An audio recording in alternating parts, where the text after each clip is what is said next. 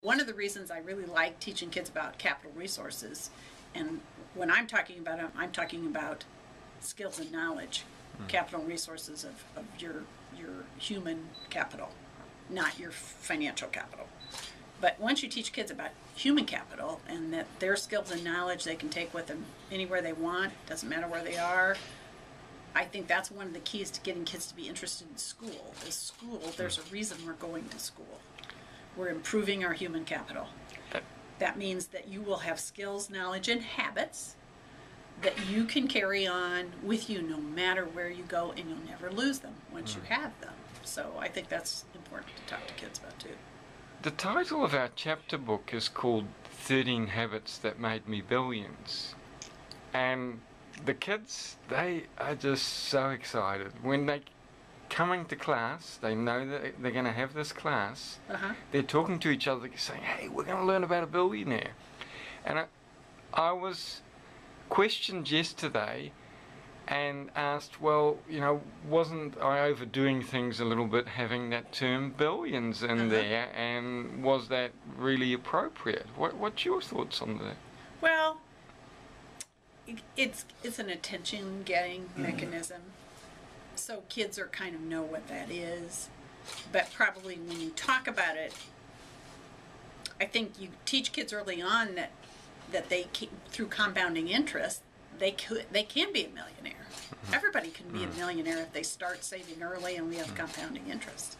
So it's not just a pie in the sky idea that only a few people are going to get to be millionaires. So one of the things you can do when they really get into math when they're in middle school is have them figure out how long it takes to get $1 million, and that everybody really over a lifetime can be a millionaire. So when you say billionaire, you know, that's okay. You know, it's just more. It's a way to get their attention and get them to talk about it. So I don't really have a problem with it. We have this lovely adventure story of Fireball, which of course is Warren Buffett when he was very young, and that's what his dad called him. So Fireball goes on these magical journeys with a genie on the magic carpet. I've seen some drawings of that book. Yeah, and so we've got not only the drawings, but now I attracted the co-writer, Kendall McKenzie, and she's doing a magnificent, you know, magical story, and it really is coming together nicely now. Yeah, so I'm very excited about that. Somewhere in my library, I have those drawings that you gave me that were some of those preliminary drawings for that book, because I know what the carpet looks like. Are you using that same illustration? Absolutely. Yeah. One of the keys to that book, I think, that I was so pleased about is the illustrations turned out so nicely. Thank you. So your artist is really... Annette Lodge, she did a magnificent job. They're very engaging for no matter any age person can look at those pictures and be engaged in them. They're fanciful, but they're also so artistic that older kids will not be, you know, thinking they're looking at a baby book. I mean, they can get so much out of it. That's why I enjoyed that book a lot, because the discussion questions that you can have after you read that story are very interesting. Now you got to write a teacher's guide to go with that book. So we need a teacher's guide to go with the Tale of Tortoise Buffett? Yes, you need discussion questions to go with that book that you could have in the back, and you could say, you know, you might ask the kids some questions, some critical thinking questions, or you might have some writing prompts in there that you would say, write a paragraph, and you give the kids the first sentence, and then they finish the paragraph. So teachers will use those if you put those, and lots of books are starting to have those just on the back page, the last page in there, just say a teacher's guide or suggested questions or things like that. That would Professor be a John Hattey said, go back, do focus groups with what you got. And all the middle school kids said, look, they liked the story of the tortoise and the hare the best out of everything. And it wasn't really finished, and there wasn't enough of a story. And so they really actually helped me to add new pictures and new parts to the story. And complete the story. Absolutely, yeah. And so I like saying, when people say, oh, look, da-da-da about the book, I say, well, they sort of write themselves, these books.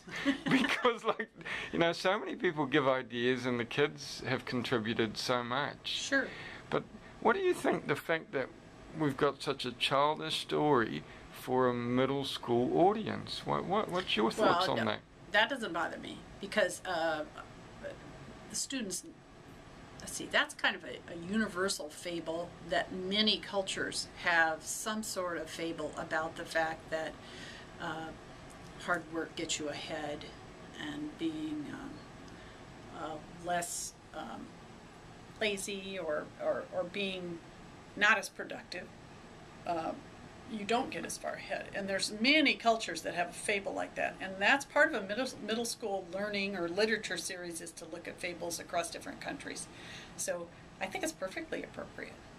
It's something that it's also an expression that as an adult you'll use the expression a tortoise or a hare, and if you don't know the fable, you're not going to know what that means, and that's a common part of vocabulary. So I think it's perfectly appropriate.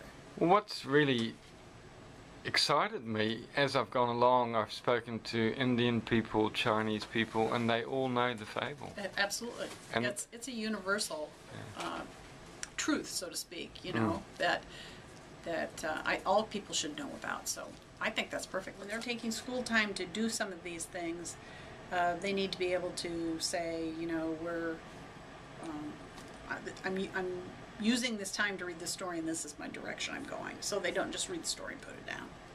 You know, and also I think it's really important to get kids to think deeper. One of his habits, that Warren Buffett's habits that he mentions in here, is reading and thinking. And we don't do that enough. We need to give kids time to do that. We need to encourage that where they think. And so opportunities to ask those deeper questions would be really good. Well, you saw the tale of Tortoise Buffett. You saw it in a very rough state early on, 2 years ago. Yes. Now you've seen it this year. This was draft 1. We've actually made some changes because we've got a bit of feedback. Sure. I don't have one of the latest ones with me, I'm sorry. That's okay. But what do you think of where we got to now? I really like it. As I told you, I love the illustrations. I like the story. I like the part where you have the vocabulary in the back. That's really important. I like the part where you have these 2 quotes on this page, where you have the Charlie Munger quote and the Warren Buffett quote, because I think they're so open-ended that you could have a really nice discussion with kids about, what do you think this means? And I think that's important for kids to do, to have an opportunity to express their opinion and to think about it. That's what they need to think through things, okay? So these aren't like clear meaning. You know, you could have lots of interpretations. And so that way you could have the kids do a little writing about it, or you could say, I want you to think overnight about this, and tomorrow we're going to discuss this, or I want you to turn to your partner, share an idea, and then we'll all share together.